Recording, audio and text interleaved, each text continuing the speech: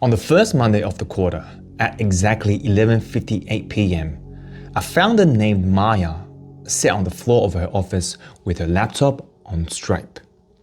On one screen, the last 30 days looked incredible. Her AI automation agency just cleared $112,000 in revenue, their best month ever. In another tab, however, she had her bank app open. The available balance was just enough to cover the payroll in 2 days, if none of the paying clients' payments slipped. She told herself that it was just a growing pain. We're scaling so fast, so our cash hasn't caught up yet. Once we hire one more dev and a PM, this will start throwing off real profit. Except that wasn't the problem.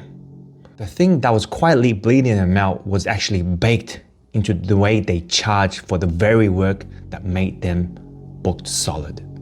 If you run a B2B AI agentic agency doing somewhere between $40,000 to $80,000 a month and you want to grow without ending up in the exact position, booked and still broke, this is for you. Because all I do here is take agencies in that band, cut them open, and show where the real constraint was and how we exactly fixed it in a 12-week sprint. I post one of these every week, so if you don't want to be staring at your Stripe account on the floor a year from now on, subscribe and stick around. So back to the story. In early 2025, Maya and her co-founder ran a 6-person AI automation shop out of Berlin. 2 founders, 3 implementers, and 1 client success generalist. They were doing around $65K a month in revenue and had about 14 retainer clients. A Slack that never stopped, and a Notion page full of screenshots, inbox zeroing, SDR hours saved, ticket backlogs cut in half, and the identity was clear. We're the ops people for grown-up B2B teams. We actually ship, we don't just sell slides. And clients like them. The churn was low, referrals were decent, but underneath, something already fell off. Even at $65,000 a month, the founders were paying themselves about what they actually made in the last senior job. The agency was always reinvesting in growth, tools, contractors, and 1 pricey copywriter. And when I had a good month, it seems like fees from one big client were being used to plug in the hole for another. And they told themselves it was normal. We had to eat grass for a few years while we build a real machine. And by the time that $112K a month hit, and they were still terrified about payroll, it looked like a classic capacity problem. The team was maxed, there was a wait list for new builds, and the ops board were a sea of yellow and red cards. So the story inside the company went something like this. We understaffed for this level of demand, and once we have 2 more implementers and a proper PM, the margin will show up. So to understand why that was the problem, we have to go back about a year ago to a single, irresistible offer decision that made them feel like geniuses at the time. So a year earlier, Maya was trying to break out the $30,000 to $40,000 month band. They had a couple of nice mid-market SaaS clients, but cycles were slow and they kept on losing deals to in-house projects. And on one call, a prospect said the magic word, "We love this, but getting a sign-off on a big upfront project feels like a nightmare. If there was a way to make this low risk in the first 90 days, we'd do it." And that night, Maya and her co-founder stayed up redesigning the offer. They killed the big setup fee and came back with 0 upfront and pay on go live. Cancel anytime in the first 90 days if you're not happy. It sounded insane from a risk point of view, but it felt like a silver bullet. They closed that prospect in a week, then another, then a third more. Sales started to feel easy, and the new risk-free offer became their hero. They had their client on the homepage as a flagship case study. They trained their closer to lead with no upfront and go on live pitch. And they told themselves, we finally found our wedge. Once we hit $100K a month, we will tighten terms and really start making money. For a while, the evidence supported the story. Revenue climbed from $40K to $60K, then to mid-70s. The calendar was full. And the team joked about needing to clone themselves. There were warning signs though, but each one was small enough to dismiss. On one internal review, their accountants flagged something that's quite odd. Despite the revenue growth, 30-day gross profit from clients were barely moved above 0. In some months, it was actually negative. Yeah, but the LTV is great, that's what the founders said. These accounts will be worth a ton over a year, we just have cash timing issues. When a builder complained about scope creep, extra agents, extra dashboards, one more new workflow, they shrugged. This is what we have to do to win those logos. Once the system is live, then it will be easy. And when they had to dip into their line of credit to cover payroll 1 month, despite a record top line, they explained it away as just a timing mismatch. A couple of big invoices landed late. Each explanation worked, but only for a few weeks. Then incidents start stacking. First, they had their first 100K month. Everyone celebrated. They ordered sushi in the office, and 2 weeks later, the bookkeepers quietly pointed out their owner distribution for that month were lower than they were at $60,000 a month. The bank balance looked almost the same. The internal answer though, we just ramped up too fast on tools and contractors. Once things stabilize, the gross margin will improve. And a few months later, they crossed 9 concurrent builds for the first time. Everyone was busy. Slack was chaos. But when they looked at their project time logs, a pattern emerged. The most demanding clients, the ones on the risk-free plans, were consuming the majority of senior engineers' hours, while paying the least for the first 30 to 60 days. Well, it will even out over the year, they told themselves. These are our whales, and once a few of them commit to long-term retainers, we'll be laughing. That came their best month ever. The 112K that had Maya sitting on the floor, they had grown what everyone says they should grow. Top line, client count, logo quality. And yet, their 30-day gross profit from new clients was razor thin or negative. They were drawing on credit during their highest revenue quarters. The founder's personal take-home had barely moved in 9 months. Then the question is that, at that point, how can we be booked out, adding revenue with happy clients, and still feel this close to broke? For a while, they doubled down on the same explanation. We're too lean. We need to hire ahead of growth. Once we are 150K a month, the fixed costs will be covered and the margins will explode. We just need 1 or 2 big annual prepaid deals to smooth the cash. The same thing they did not want to look at was the economics for a single, average client under the hero offer they loved.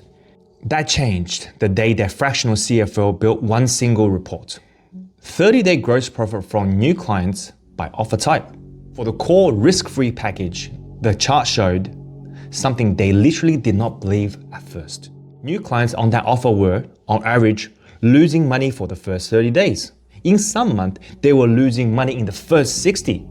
So no metaphorically, we're losing money today to make tomorrow. Literally, the cost of goods sold, which was the primary team time, exceeded the cash collected from those accounts inside the first billing cycle. When they overlaid client segment, it got worse. Their most celebrated wins, the big SaaS accounts they showed on every deck, were the worst offenders. High demand, high scope. So we will do this to make them happy, and very little cash collected. This wasn't operations growing pain. It was actually a bleeding model. That they had been understaffed for their volume, they had been over-delivering under the price, backloaded work. The thing they trusted the most, their irresistible, zero upfront, zero risk offer, was quite villain.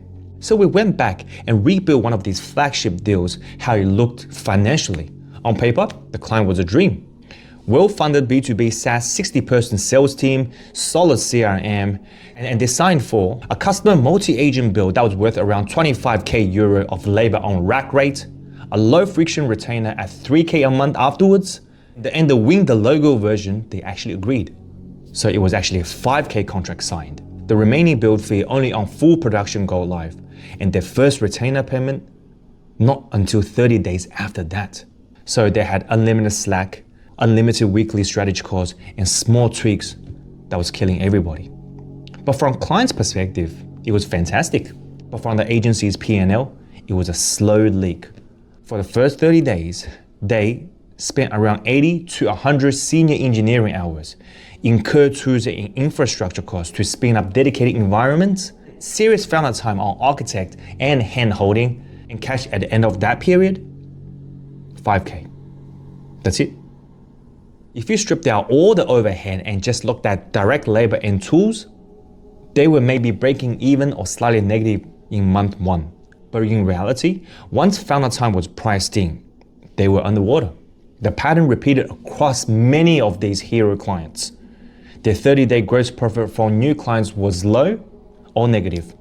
The lifetime gross profit per client might look decent over a fantasy 12-month retention curve, but for the first 60 to 90 days, were always spent in cash hole that they had dug themselves. And stacked none of those at once, the agency felt booked solid, while quietly sawing through their own flaws. So the forensic chain looked like this. They killed their setup fee to win big deals and promised pay on go live, cancel anytime, and they made it dramatically easier to close bigger and pickier clients, which meant their flagship accounts now had bloated scope, customized everything, and very little money upfront. The sales team started using those wins as their main case studies, so every new prospect expected similar economics and scopes. So to make the numbers look good on the slides, they emphasized MRR growth and new logo count, but not 30-day gross profit. So the team started to feel slammed, so they hired a head of cash, extra builders, part-time PM, upgrading tools. And because early gross profit was so thin, each new hire extended, not shortened, the time it took for new clients to become profitable. Cash got tight, so they gently discounted a couple of renewals and ran a small project promo to generate quick revenue, which created more low margin, high touch work. And by the time Maya was sitting on the floor staring at Stripe, the outcome wasn't mysterious anymore.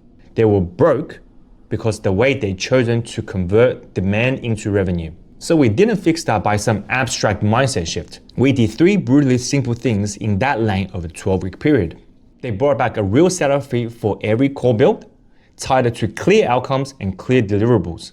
They front-loaded more of the build prices into the first 30 days, even if it meant slightly lower close rate short-term. They killed their lowest margin, tiny automations, which is why these extra thin projects that 8 hours and contributed nothing to the growth profit.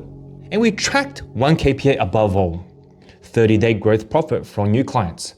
And at the start of the spring, the number was barely hovering around 0 for the main offer. And in some cohorts, it was actually negative. But by the end, it was consistently positive and growing. And the maths changed fast. Instead of bringing in a client that cost 8 to 10K in labor in the first month and paid 5K, they targeted at least 50 to 60% of the build revenue collected within the first 30 days. And a scope that fit inside a defined set of workflows, not infinite optional extras. And that alone meant that new clients were worth 5 to 10K more in gross profit in their first quarter under the same old model. And over a year, that was the difference between the best month ever and still broke, to we now have 3 months of payroll inside our bank accounts. And 6 months later, the agency headline revenue wasn't crazy anymore. They were still doing about mid-80s to low 90s most month, but their 30-day growth profit from new clients had almost doubled. Average LTGP per client was up sharply because they weren't dragging low margin zombies into 6 months. And they had enough cash buffer that 1 month of late payment didn't send Maya to the floor with her laptop. The image stuck out though was not in the chart. It's this. The next time they hit a 100K month, there was no midnight Stripe vigil. Maya closed her laptop at 6 o'clock. She walked home, handed her phone to her partner with words, "Hide this until tomorrow." She could do that because she finally trusted the model, not just the top line. So if you're a B2B automation or agentic agency that's doing somewhere between 40 to 80K band, book solid, team slammed, and you're still feeling weirdly broke, well, that's not random. You might not have a leads problem, you might not have a capacity problem, you might have a model that's bleeding every time you win. And if you saw yourself in this one, take the 5-minute constraint finder to see where the economics is a constraint. Then book a free 45-minute deep dive and we'll pull the last 3 to 6 months of your client cohorts and see in black and white whether your new deals is actually worth what you think it is. And quote, don't keep stacking best month ever on top of a model that's making you poor with each consecutive win. Most agencies never check. That's why most agencies are stuck.